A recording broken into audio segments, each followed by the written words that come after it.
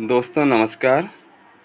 आज हम लेकर के आए हैं टॉप 50 क्वेश्चन समावेशी शिक्षा से अर्थात इंक्लूसिव एजुकेशन से, जो काफ़ी महत्वपूर्ण हैं।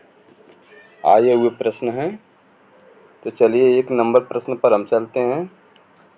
दिव्यांगजनों को सशक्त बनाने के उद्देश्य से भारत सरकार द्वारा सुगम्य भारत अभियान का शुभारंभ कब किया गया? ए है 3 दिसंबर 2015 को, बी है 15 दिसंबर 2015 को, सी है 25 दिसंबर 2016 को और डी है 15 दिसंबर 2016 को। तो ए आपका करेक्ट आंसर है। दिव्यांगजनों को सशक्त बनाने के उद्देश्य से भारत सरकार द्वारा सुगम्य भारत अभियान की शुरुआत 3 दिसंबर 2015 को हुआ। हाईलाइट कर देते हैं। दोस्तों नेक्स्ट प्रश्न पर चलते हैं।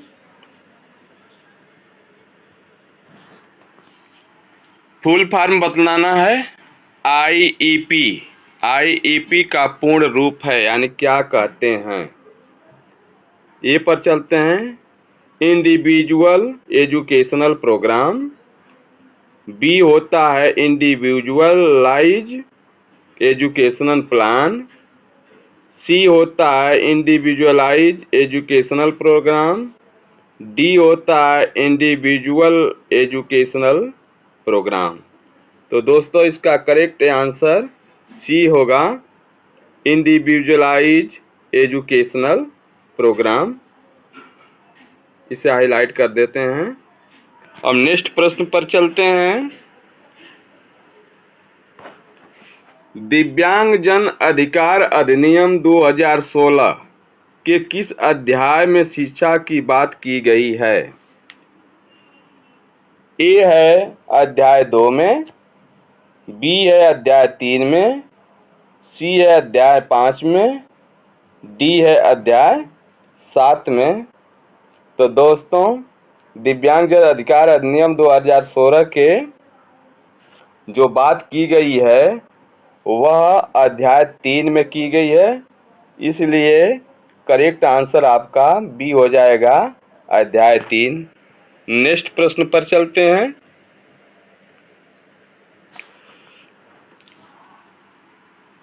अक्षमता किस स्तर पर हुई गड़बड़ी है?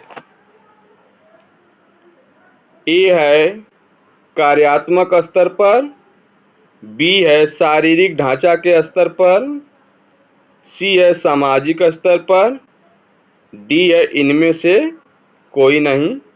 तो दोस्तों इसका करेक्ट आंसर आपका ए हो जाएगा, कार्यात्मक स्तर पर हुई गड़बड़ी है। नेक्स्ट प्रश्न पर चलते हैं। प्रश्न नंबर 5, निम्नलिखित में से मॉडरेटरी सीवियर श्रवण ह्रास कितना होता है? यहाँ पर मॉडरेटरी सीवियर श्रवण ह्रास की बात की गई है। तो ए है 41 से 50 dB हियरिंग लेस, और बी है 26 से 40 dB हियरिंग लॉस, और डी सी है 71 से 90 हियरिंग लॉस, और डी है 56 से 70 dB हियरिंग लॉस। तो दोस्तों 5 का करेक्ट आंसर आपको ढूंढना है। तो 5 का करेक्ट आंसर होगा मॉडरेटरी सीवियर श्रवण ह्रास 56 से 70 dB हियरिंग लॉस को कहा जाता है, इसलिए करेक्ट आंसर आपका डी यहाँ पर सही होगा। अब नेक्स्ट प्रश्न पर चलते हैं। राष्ट्रीय संस्थान AYJNISHD की स्थापना कब हुई थी? ए है 1979 में, बी है 1984 ईस्वी में, सी है 1983 ईस्वी में, डी है 1975 ईस्वी में। तो दोस्तों 6 का आपको करेक्ट आंसर चूज करना है। सी का करेक्ट आंसर सी हो जाएगा। 6 का करेक्ट आंसर सी हो जाएगा 1983 ईस्वी में। नेक्स्ट प्रश्न पर चलते हैं। आपको अपनी कक्षा में 2 बौद्धिक अक्षम बच्चों को बैठाने के लिए कहा गया है। आप उन्हें अपने विद्यार्थियों के रूप में ग्रहण करने से इनकार करेंगे? इनकार करेंगे, यह ऑप्शन एकदम से गलत हो जाएगा, यह सही नहीं हो सकता। अब बी पर चलते हैं। प्रधानाध्यापक से कहेंगे कि उन्हें दूसरी कक्षा में बैठने दें। यह भी आपका निगेटिव आंसर है, तो इसलिए अभी गलत हो जाएगा, हमें पॉजिटिव आंसर ढूंढना है। सी है, ऐसे विद्यार्थियों को सिखाने की तकनीकी सीखेंगे। और डी दे रहा है इनमें से कोई नहीं। तो दोस्तों इसमें करेक्ट आंसर सी हो जाएगा कि अगर आपको विद्यार्थियों को सिखाने की तकनीकी नहीं मालूम है तो विद्यार्थियों को सिखाने की तकनीकी सीखना पड़ेगा। यही करेक्ट आंसर है आपका सी। अब नेक्स्ट प्रश्न पर चलते हैं। समस्यात्मक बालक हैं। ए है चोरी करने वाला, बी है झूठ बोलने वाला, सी है माता पिता का कहना न मानने वाला, डी दे रहा है उपर्युक्त सभी। तो दोस्तों इसका करेक्ट आंसर हो जाएगा कि उपर्युक्त सभी समस्यात्मक बालक के ही लक्षण होते हैं। तो डी आपका करेक्ट आंसर यहाँ हो जाएगा। अब नेक्स्ट पर चलते हैं 9 नंबर पे। सामाजिक नियमों व कानूनों के विरुद्ध व्यवहार करने वाला बालक कहलाता है। सामाजिक नियमों और कानूनों के विरुद्ध व्यवहार करने वाला बालक क्या कहलाता है, यह ढूंढना है। ऑप्शन ए दे रहा है पिछड़ा बालक, ऑप्शन बी दे रहा है बौद्धिक अक्षम बालक, नंबर सी दे रहा है अपराधी बालक, नंबर डी दे रहा है श्रवणबाधी बालक। तो आपका करेक्ट आंसर 9 का सी हो जाएगा, अपराधी बालक। अब नेक्स्ट प्रश्न पर दोस्तों चलते हैं। प्रश्न नंबर 10 है।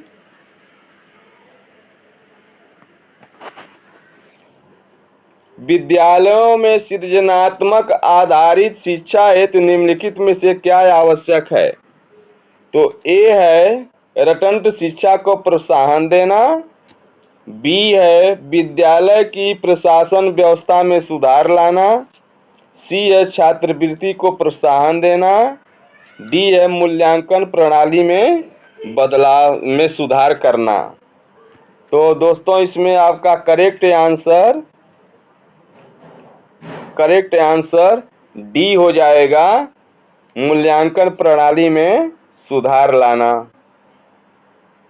नेक्स्ट प्रश्न पर दोस्तों चलते हैं 11 नंबर पे। यदि कोई बच्चा श्रवण बाधित है, स्वलीनता और बौद्धिक अक्षमता से प्रभावित है तो उसमें कौन सी विकलांगता है? ए है बाधिरा अंधता, बी है बहुविकलांगता, सी है ऑटिज्म स्पेक्ट्रम डिसऑर्डर, डी है भाषा और भाषण विकार। दोस्तों इसमें आपको करेक्ट आंसर 11 का ढूंढना है। तो बी आपका करेक्ट आंसर हो जाएगा। एमडी उसे कहा जाएगा मल्टीपल डिसेबिलिटी यानी बहुत विकलांगता। तो बी आपका करेक्ट आंसर हो जाएगा। नेक्स्ट प्रश्न पर चलते हैं।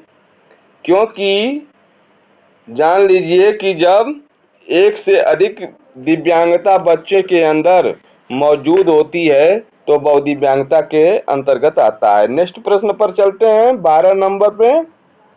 दिव्यांगता के क्षेत्र में IDEA क्या है? IDEA क्या है? ए है योजना, बी है एक्ट या अधिनियम, सी दे रहा है सुगम्य उपकरण, डी दे रहा है बातचीत करने का उपकरण। ए को आपको ढूंढना है इसका आंसर। तो दोस्तों 12 का करेक्ट आंसर बी हो जाएगा। यह एक एक्ट है, अर्थात यह एक अधिनियम है। अब नेक्स्ट पर चलते हैं।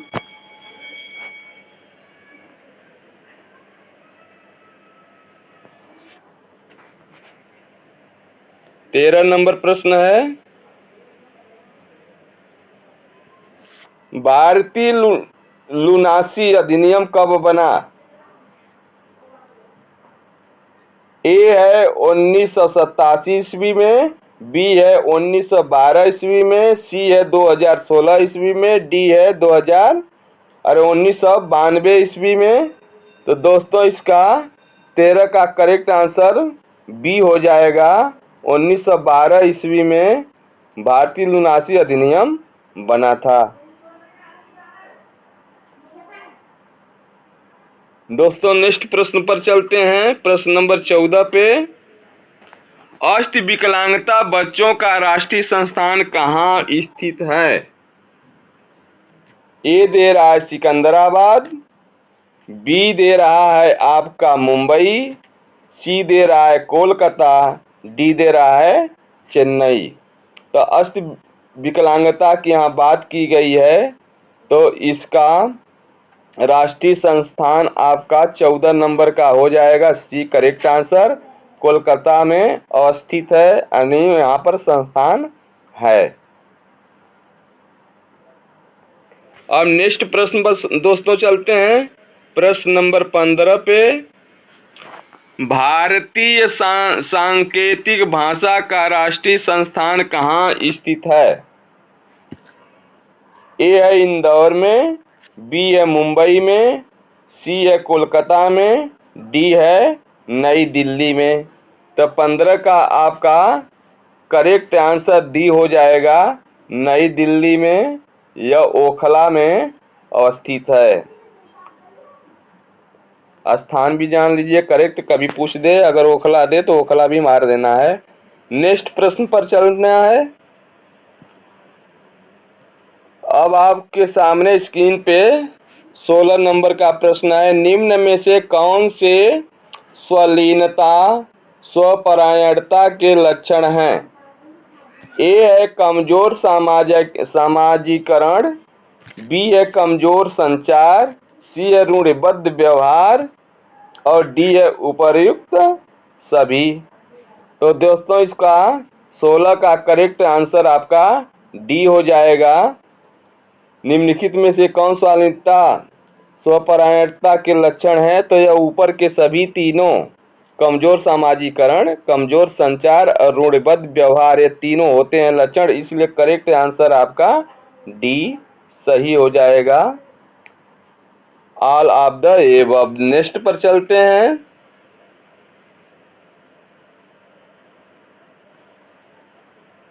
सेवेंटीन नंबर पे समावेशी शिक्षा है, यानी समावेशी शिक्षा क्या है इसके बारे में पूछा जा रहा है।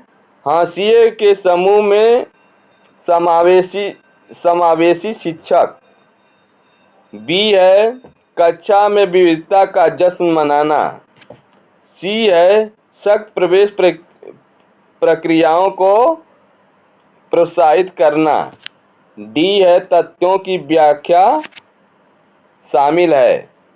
तो दोस्तों 17 का करेक्ट आंसर आपका बी होगा, कक्षा में विविधता का जश्न मनाना, अर्थात एक ही परिवेश में।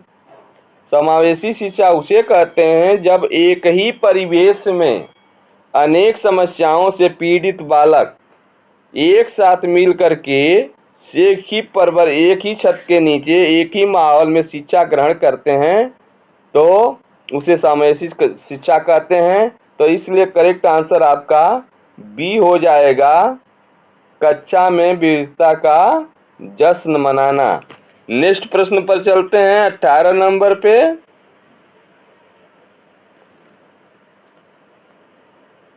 फुल फॉर्म आपको बताना है, AAIDD इज, यानी AAIDD का पूर्ण रूप है।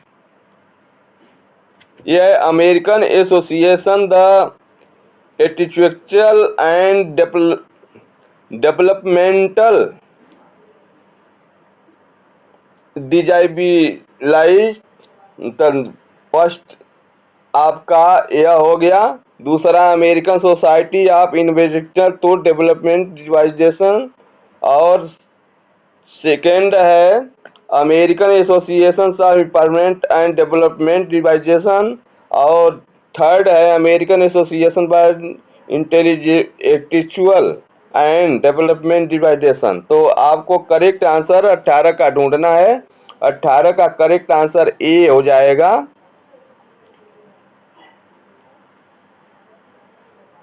अब नेक्स्ट प्रश्न पर चलते हैं। 19 नंबर पे, दृष्टिबाधित बच्चे किस प्रकार के अधिगम कर्ता होते हैं? ए है श्रवण अधिगम कर्ता, और बी है स्पीच अधिगम कर्ता, और सी दे रहा है अ और ब दोनों, और डी दे रहा है गतिज अधिगम कर्ता। तो आपको इसमें करेक्ट आंसर ढूंढना है। तो गतिज अधिगम करता है आपका करेक्ट आंसर डी हो जाएगा। अब नेक्स्ट प्रश्न पर चलते हैं। प्रश्न नंबर 20 पे,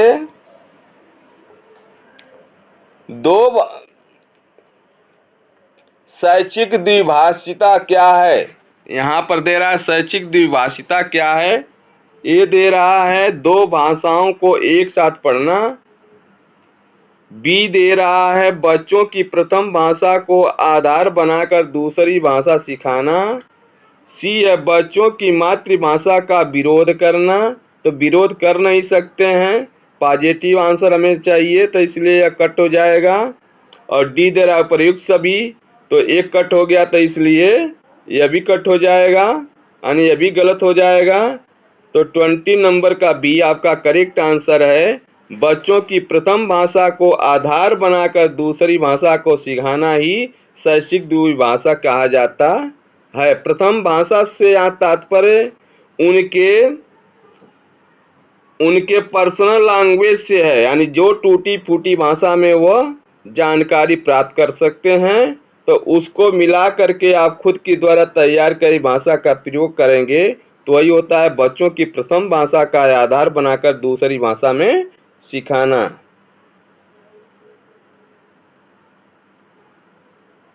नेक्स्ट प्रश्न पर चलते हैं।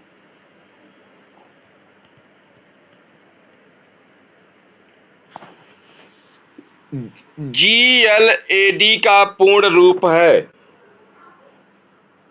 Grade level assessment device, B है ग्रास लेवल असेसमेंट डिवाइस, और सी है grass level assistive disorder, D है grade of language assessment device.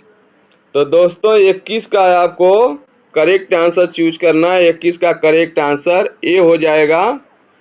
GLAD का full form grade level assessment device. अब नेक्स्ट प्रश्न पर चलते हैं। निम्न में से कौन सी विकलांगता द्विइंद्रिय क्षति है? 2 इंद्रियों की क्षति होता है, उसको पूछ रहा है। नंबर ए पर चलते हैं श्रवण बाधित, नंबर बी पर चलते हैं दृष्टि बाधित, और नंबर सी पर चलते हैं बाधिरांधता, और नंबर डी पर चलते हैं उपर्युक्त सभी। तो दोस्तों पहले में 2 है नहीं, द्विइंद्रिय क्षति नहीं है, श्रवण बाधिता, एक ही इंद्रिय का क्षति हुआ, तो इसलिए गलत हो जाएगा। बी है दृष्टि बाधिता, इसमें भी दृष्टि का केवल क्षति हो रही है, तो अभी एक इंद्रिय की क्षति हुई, यह भी हो जाएगा।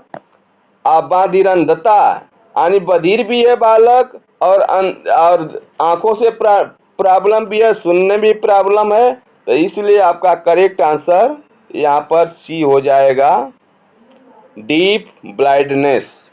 नेक्स्ट प्रश्न पर चलते हैं। दोस्तों अगर मेरी वीडियो आपको पसंद आ रही हो तो लाइक अवश्य करें ताकि मेरा भी मनोबल बढ़े। अब हम आपके लिए और ढेर सारे प्रश्न लेकर के आ सकें। अब नेक्स्ट प्रश्न पर चलते हैं। CAPTA का पूर्ण रूप क्या है? तो ए दे रहा है child abuse prevention and treatment act. B दे रहा है child abuse parental and transgender act. C दे रहा है child additional programme for thalassemia act. D दे रहा है child adult and parentally treatment act. तो दोस्तों इसका 23 का करेक्ट आंसर आपको ढूंढना है। 23 का करेक्ट आंसर हो जाएगा child additional programme for thalassemia act. दोस्तों नेक्स्ट प्रश्न पर चलते हैं। निम्न में से कौन से विशेष शिक्षा के क्षेत्र में प्रशिक्षण कार्यक्रमों को मान्यता प्रदान करता है?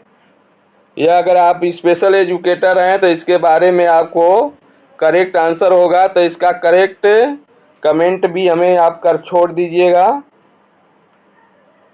ए है भारतीय चिकित्सीय परिषद। भारतीय चिकित्सीय परिषद से यहाँ कोई मेरा लेना देना नहीं है, वहाँ पंजीकरण नहीं होता है, मान्यता नहीं प्रदान की जाती है। बी दे रहा है भारतीय पुनर्वास परिषद, जिसे RCI कहते हैं, रिहेबिलिटेशन काउंसिल ऑफ इंडिया, भारतीय पुनर्वास परिषद। सी दे रहा है राष्ट्रीय अध्यापक शिक्षा परिषद। डी दे रहा है बार काउंसिल ऑफ इंडिया। तो दोस्तों यहाँ पर जो दिव्यांगता के क्षेत्र में, विशेष शिक्षा के क्षेत्र में जो प्रशिक्षण कार्यक्रमों को मान्यता देता है वो हमारा RCI होता है, रिहेबिलिटेशन काउंसिल ऑफ इंडिया, या अर्थात हिंदी में भारतीय पुनर्वास परिषद। अब नेक्स्ट प्रश्न पर चलते हैं।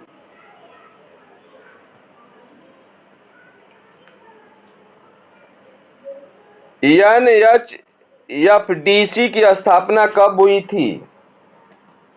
ए दे रहा है 24 जनवरी 1997 में, 25 जनवरी 1997 में, 26 जनवरी 1997 में, 27 जनवरी 1997 में। तो दोस्तों इसका करेक्ट आंसर हो जाएगा 24 जनवरी 1997 में NHFDC की स्थापना हुई थी। नेक्स्ट प्रश्न पर चलते हैं।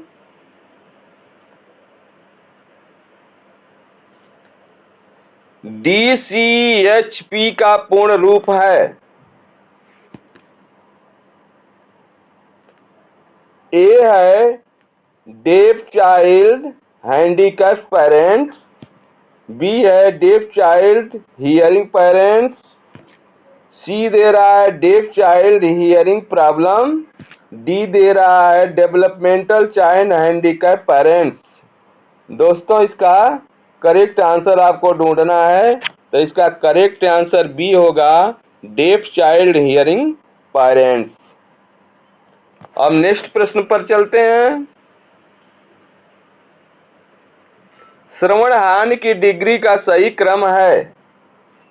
जो सही क्रम आपको दिखाई दे उसको आपको करेक्ट मानना है। Mild, moderate, normal. तो यहाँ पर यह पहले ही गलत हो जाएगा क्योंकि नॉर्मल से ही शुरू होता है। आपका यहाँ पर 27 नंबर देख लीजिए, यानी नॉर्मल से इसमें कोई नहीं है शुरू, इसलिए 3 ऑप्शन गलत हो जाएंगे। नॉर्मल से, नॉर्मल, माइल्ड, मॉडरेट, तो यहाँ से बी आपका करेक्ट आंसर हो जाएगा। अब नेक्स्ट प्रश्न पर चलते हैं।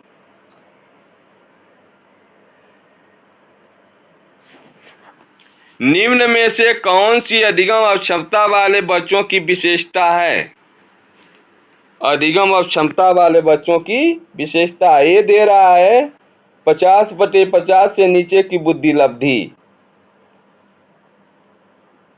बी दे रहा है अन्य बच्चों को धमकाना तथा आक्रामक व्यवहार करना। तो निगेटिव आंसर है। तो दोस्तों 28 का यह निगेटिव आंसर है, तो यह तो पहले ही कट जाएगा। अब सी पर चलते हैं। एक ही प्रकार की गत्यात्मक क्रिया को बार बार दोहराना। डी दे रहा है धारा प्रवाह रूप में पढ़ने तथा शब्दों पर पलट जाने की कठिनाई। तो दोस्तों यही आपका करेक्ट आंसर डी हो जाएगा कि धारा प्रवाह पढ़ने में अगर कठिनाई है तो अधिगम अक्षमता वाले बालक हो जाएंगे। इसे कभी कभी घुमा करके भी पूछता है कि पढ़ने में धारा प्रवाह पढ़ने वाले बच्चे को क्या कहते हैं। तो डिसलेक्सिया, डिस्ग्राफिया और डिसकैलकुलिया आप तीनों जानते ही होंगे। तो इसमें से आपका धारा प्रवाह पढ़ने में शब्दों को पलटने में अगर कठिनाई बच्चे को हो रही है, तो अगर पलट करके आंसर दिया है तो डिसलेक्सिया हो जाएगा। और यहाँ पर अधिगम क्षमता की बात की गई है, तो यहाँ पर डी ऑप्शन सही हो जाएगा। अब चलते हैं नेक्स्ट प्रश्न पे। सीआरई पॉइंट क्यों इकट्ठा किए जाते हैं? जितने स्पेशल एजुकेटर होंगे, विशेष शिक्षक भाई होंगे, भाई बहन मेरे होंगे, अब पढ़ रहे होंगे, देख रहे होंगे, वो सीआरई कर भी रहे होंगे, सीआरई पॉइंट के बारे में जान भी रहे होंगे। तो उनके लिए बहुत आसान सा यह क्वेश्चन होगा। फ्रेश रजिस्ट्रेशन करने के लिए, एडिशनल रजिस्ट्रेशन करने के लिए, सी दे रहा रिन्यूअल रजिस्ट्रेशन करने के लिए, डी दे रहा इनमें से कोई नहीं। तो आसान सा यह प्रश्न रहा। रिन्यूअल रजिस्ट्रेशन करने के लिए हमें और आपको सीआरई पॉइंट को इकट्ठा करने की जरूरत पड़ती है और किए जाते हैं, तब जाकर के RCI rehabilitation council of India हमारा रिन्यूअल करता है। नेक्स्ट प्रश्न पर चलते हैं। पहले बधिरांग व्यक्ति जिन्होंने कॉलेज तक डिग्री हासिल की थी, पहला बधिरांग व्यक्ति जिनको सुनाई नहीं आता था वह कौन था जिसने डिग्री हासिल की थी? वह डिग्री थी आपकी 13 नंबर है, बीए उन्होंने किया था। ए दे रहा है हेलेन केयर, बी दे रहा है लुइस ब्रेल, सी दे रहा है एन सुलेवार, डी दे रहा है इथर्ड। तो दोस्तों इसमें करेक्ट आंसर है आपका हेलेन केलर।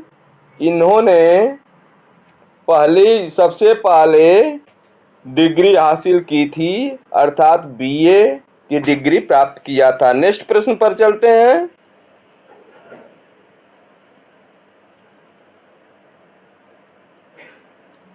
प्रतिभावान बच्चों के लिए सर्वश्रेष्ठ प्रावधान है।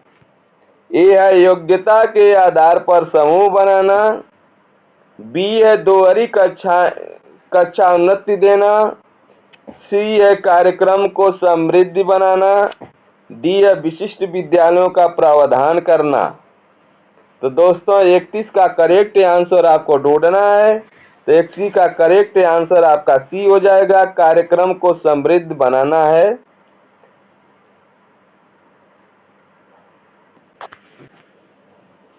दोस्तों नेक्स्ट प्रश्न पर हम चलते हैं 32 नंबर पे।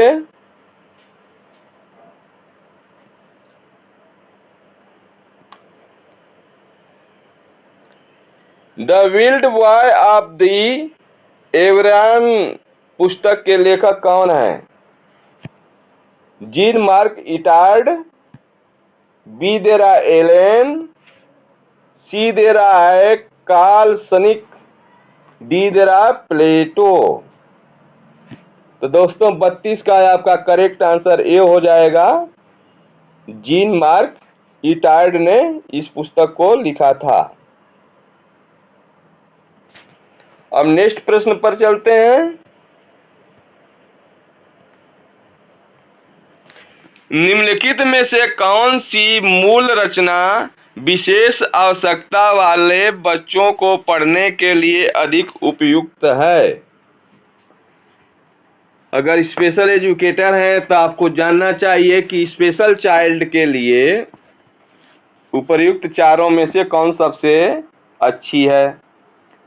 ए है अधिकतम बच्चों को सम्मिलित करते हुए कक्षा में चर्चा करना।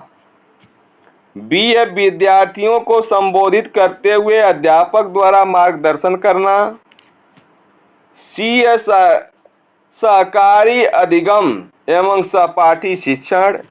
डी दे रहा है अध्यापन के लिए योग्यता आधारित समीकरण। दोस्तों 33 का आपको करेक्ट आंसर ढूंढना है, तो करेक्ट आंसर आपका सी हो जाएगा, सहकारी अधिगम एवं सहपाठी शिक्षण। सहपाठी का मतलब है साथ साथ पढ़ना। अब नेक्स्ट पर चलते हैं।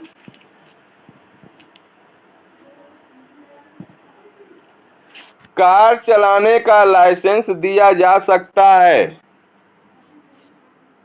दूरदृष्टि वाले को, दृष्टिबाधित व्यक्ति को, प्रमस्तिष्कीय पक्षाघात वाले व्यक्ति को, गंभीर बौद्धिक अक्षम व्यक्ति को।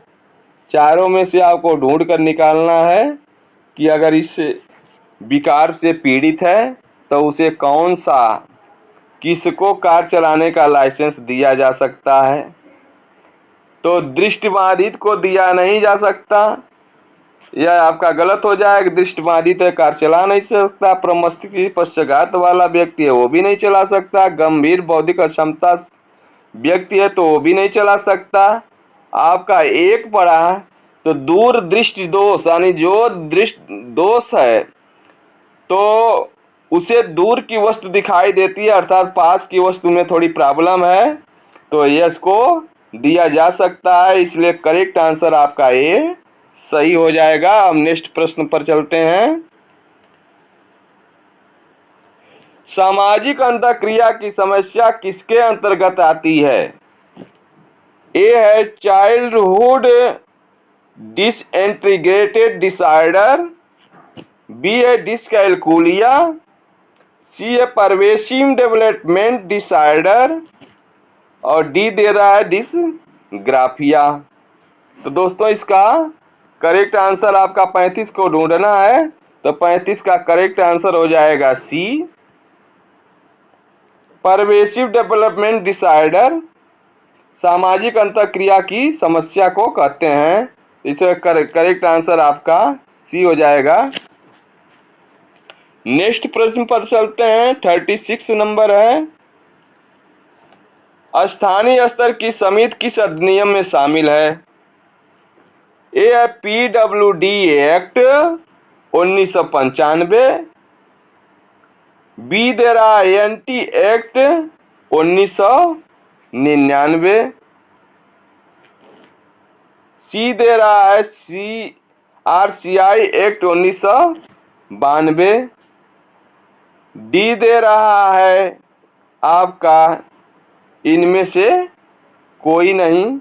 तो दोस्तों इसमें से करेक्ट आंसर आपका बी हो जाएगा, एंटी एक्ट 1999। नेक्स्ट प्रश्न पर चलते हैं 37 नंबर पे।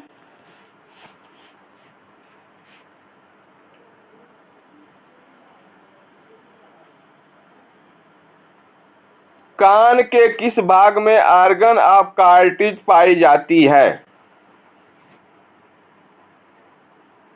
कान का बाह्य भाग में, कान के मध्य भाग में, कान के अंत भाग में, इनमें से किसी में नहीं। तो 37 का करेक्ट आंसर आपको ढूंढना है। कान के अंत भाग में आर्गन ऑफ कार्टिज पाई जाती है, तो इसलिए करेक्ट आंसर सी आपका हो जाएगा। दोस्तों अब 38 पर चलते हैं। भारतीय पुनर्वास परिषद के अनुसार श्रवण बाधित व्यक्तियों का श्रवण दोष कितने डीबी होता है? ऐसा डिसिबल के मतलब है यहाँ डीबी से 60 यानी 60 dB hearing loss, B 65 decibel hearing less, 70 dB hearing less और 75 डिग्री हियरिंग लेस। तो दोस्तों 38 का है आपका correct answer 70 dB hearing less को हो जाएगा।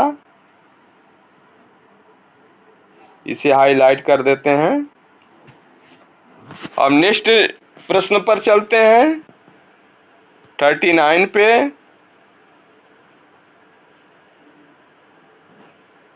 निम्नलिखित में से कौन सा विकलांगता के क्षेत्र में मानव संसाधन है?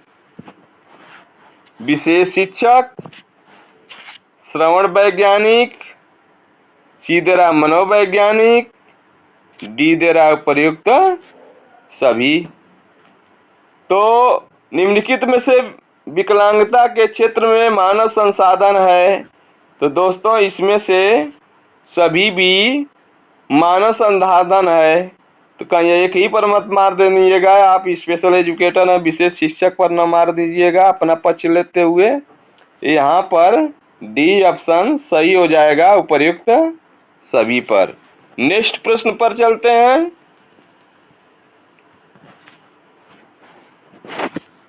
राष्ट्रीय न्यास अधिनियम 1999 में कितनी विकलांगता शामिल है?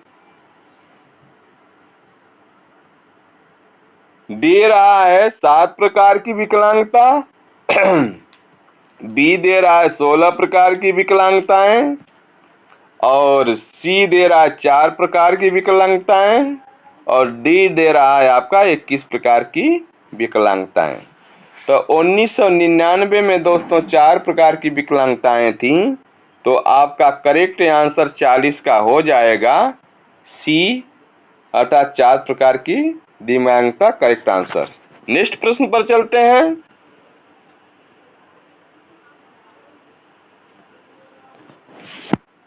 एसओडीए का पूर्ण रूप है। ए है siblings of dead adults, siblings of development aphasia, siblings of development disorder, siblings of deaf adults. तो इसको करेक्ट आंसर 41 का ढूंढना है आपको। तो करेक्ट आंसर आपका ए हो जाएगा सिबलिफ्स ऑफ डेफ एडल्ट्स। अब नेक्स्ट प्रश्न पर चलते हैं।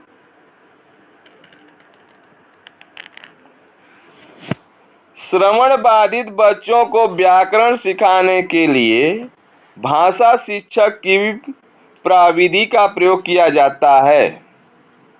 प्राकृतिक विधि, संचरात्मक विधि, संयुक्त प्रविधि, इनमें से कोई नहीं। दोस्तों इसका करेक्ट आंसर आपका 42 का ढूंढना है। तो संरचनात्मक प्रविधि जो होता है सबसे उपयुक्त होता है, इसलिए करेक्ट आंसर आपका बी हो जाएगा। नेक्स्ट प्रश्न पर चलते हैं।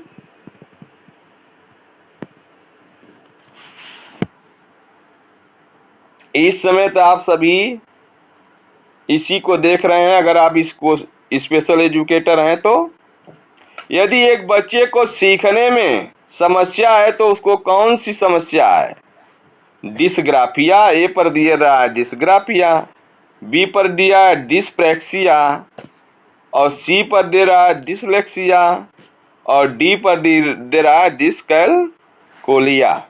तो दोस्तों यदि एक बच्चे को सीखने में समस्या हो रही है तो वह सीखने में, यहाँ पर सीखने की बात नहीं है, लिखने की बात है, हम थोड़ा सा मिस हो गए प्रश्न पढ़ने में। यदि एक बच्चे को लिखने में, तो लिखने संबंधी विकार जो होता है वह जो होता है डिसग्राफिया से संबंधित होता है, क्योंकि बच्चा ए और डी में भी अंतर लिखने में नहीं कर पाता है और यम और डब्लू में भी अंतर नहीं कर पाता है। यह समस्या हमें तब पता चलती है जब बच्चा पढ़ने के लिए फर्स्ट टाइम स्कूल में कदम रखता है। तो इस तरह से वह जब लिखता है तो लाइनों पर न लिख करके ऊपर नीचे भी लिख देता है, अक्षरों को उल्टा भी लिख देता है। तो यही प्रॉब्लम उसके अंदर होती है। तो यदि एक बच्चे को लिखने में समस्या है तो वो डिस्ग्राफिया से पीड़ित होगा। ए नंबर आपका करेक्ट आंसर हो जाएगा। अब नेक्स्ट प्रश्न पर चलते हैं।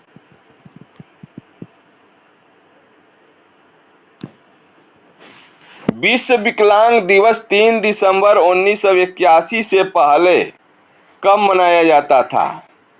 अब 3 दिसंबर को मनाया जाता है 81 से, लेकिन 81 से पहले कब इसकी तारीख होती थी, कब मनाया जाता था, इसके बारे में दोस्तों पूछ रहा है। ए दे रहा है प्रत्येक मार्च के तीसरे रविवार को। अब दे रहा है बी प्रत्येक मार्च के चौथे रविवार को। सी दे रहा है प्रत्येक मार्च के 5वें रविवार को। डी दे रहा है प्रत्येक मार्च के 6ठे रविवार को। तो भैया एक माह में 6ठा रविवार कहाँ आएगा? तो इसलिए गलत हो गए, 4 ही तो रविवार होगा। तो 1 हो गया, 2 गलत हो गया। 2 दे रहा प्रत्येक मार्च के 4ठे रविवार को। तो आपका करेक्ट आंसर इसमें से ए होगा। इन दोनों में से आपको ढूंढना है। प्रत्येक मार्च के तीसरे रविवार को मनाया जाता था 1981 से पहले विश्व विकलांगता दिवस। अब नेक्स्ट प्रश्न पर चलते हैं।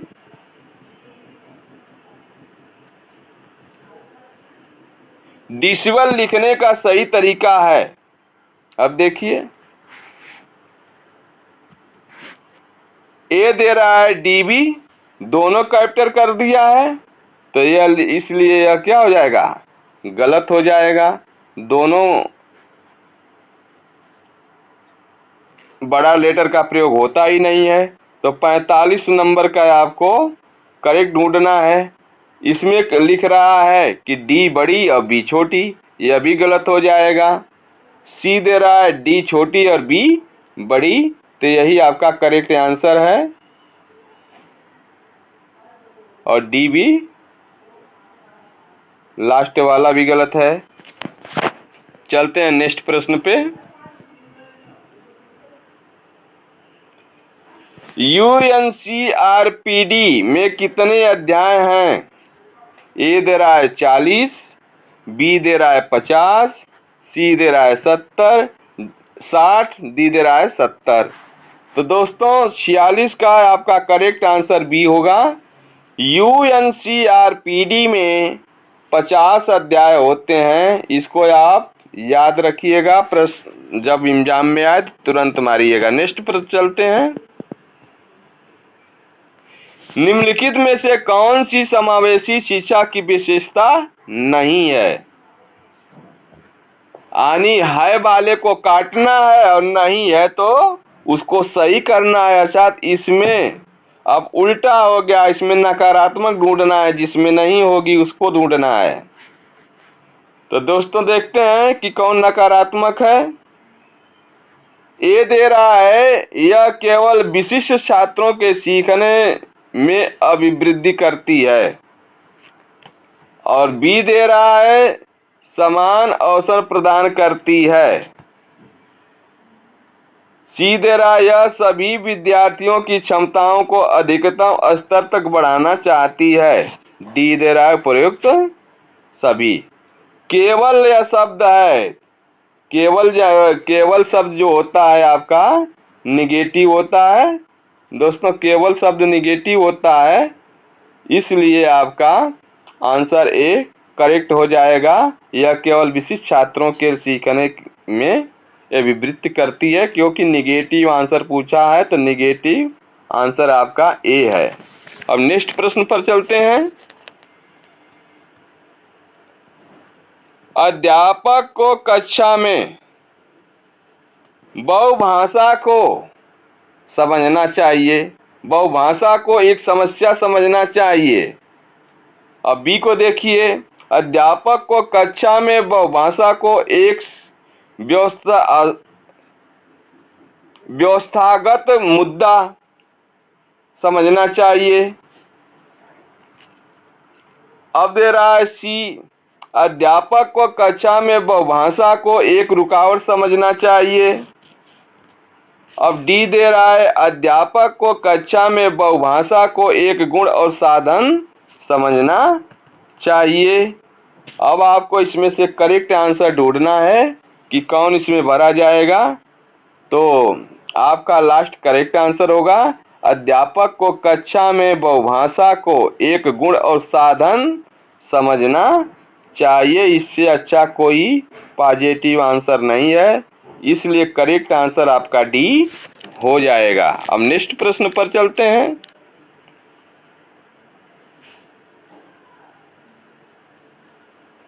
एमोरेक्सिया नर्वोसा बच्चों के एक प्रकार का विकार है।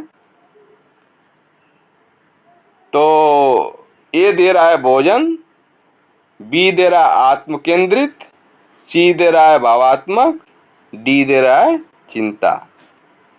तो दोस्तों को इसका करेक्ट आंसर ये हो जाएगा ईटिंग होता है, इसमें बच्चा खाता खाता ही जाता है। कभी भाई के साथ खा लिया, कभी बहन के साथ खा लिया, कभी माँ के साथ खा लिया, कभी पिता के साथ खा लिया, तो इसको खाना ही खाना दिखता है। तो करेक्ट आंसर आपका ये हो जाएगा। नेक्स्ट पर चलते हैं। यह आपका लास्ट प्रश्न है। पूरी वीडियो वॉच करने के लिए बहुत बहुत धन्यवाद। अगर आप इस वीडियो का कमेंट करते हैं तो हमारा हौसला बढ़ेगा। लाइक सब्सक्राइब करें ताकि मैं और वीडियो लेकर आपके सामने आऊं, मेरा मनोबल बढ़े। ए पर है भारत में सबसे पहले बधिर बच्चों के लिए विद्यालय कब और कहां खोला गया था? चलिए देखते हैं। 1884 में नई दिल्ली के मयूर विहार में दे रहा है। बी दे रहा है 1886 में चेन्नई के हकालपुर में। सी दे रहा है 1884 में मुंबई के मझगांव में। डी दे रहा है 1885 मंसूरी देहरादून में। दोस्तों 50 का करेक्ट आंसर आपका हो जाएगा सी, 1984 में मुंबई के मझगांव में भारत में सबसे पहले बधिर बच्चों के लिए विद्यालय खोला गया था। याद रखिएगा, कभी कभी अभी मुंबई को छोड़ करके मझगांव भी दे देगा। जैसे नई दिल्ली दे दिया, 1984 खत्म कर दिया, नई दिल्ली दे दिया, और हकालपुर दे दिया, मझगांव दे दिया, देहरादून दे दिया या मंसूरी दे दिया। तो इसमें से याद रखिएगा मझगांव को भी 1984 में मुंबई के मझगांव में जब हमारे देश के पूर्व प्रधानमंत्री श्रीमती इंदिरा गांधी का 1984 में डेथ हुआ था, यहाँ 1884, तो इसको मान करके याद करके रखिएगा। उनका 1984 था, यहाँ पर जो है 1884 है। इस तरह से इसके याद रखिएगा, मोस्ट इम्पॉर्टेंट है, वेरी वेरी। दोस्तों इस प्रकार से मेरी वीडियो यहीं पर समाप्त होती है। टॉप 50 क्वेश्चन आपके सामने समाप्त हुए। कल फिर हम लेकर के आपके सामने 50 क्वेश्चन का यही सीरीज ऐसे ही लेकर के आएंगे, जो टॉप चुने हुए प्रश्न होंगे, जो आपको काफ़ी परीक्षाओं में हेल्प देंगे। तो दोस्तों अगर वीडियो पसंद आई हो तो लाइक करें और शेयर करें ताकि किसी और का भी भला हो। जय हिंद, जय भारत।